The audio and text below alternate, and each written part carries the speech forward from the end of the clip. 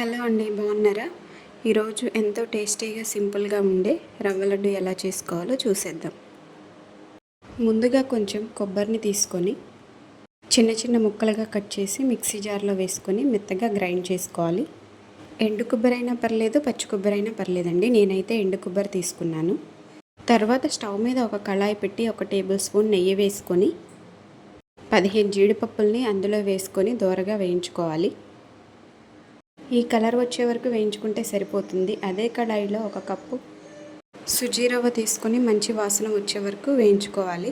అది వేగిపోయిన తర్వాత తీసి పక్కన పెట్టుకొని అదే కడాయిలో కొబ్బరి పొడి వేసుకొని 1 టేబుల్ స్పూన్ నెయ్యి కూడా వేసుకొని దోరగా వేయించుకోవాలి.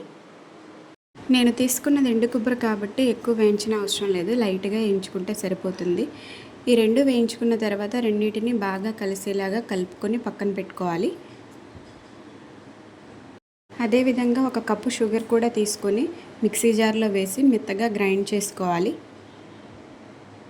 గ్రైండ్ చేసి పక్కన పెట్టుకున్న షుగర్ పౌడర్ని రవ్వ కొబ్బరి పొడిలో కలిపేసి 1 టేబుల్ స్పూన్ నెయ్యి వేసుకొని హ్యాండ్తో కలుపుకోవాలి.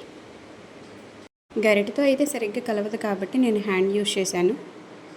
ఉండలు ఏం లేకుండా మెత్తగా కలుపుకొని కాచి చల్లార్చిన పాలు తీసుకొని కొంచెం కొంచెం వేసుకుంటూ మళ్ళీ ఒకసారి కలుపుకోవాలి. మరీ గట్టిగా ఉండకూడదు, మరీ జోరుగా ఉండకూడదండి. సరిపడా మిల్క్ వేసి మనం హ్యాండ్తో కలుపుతూనే ఉండాలి.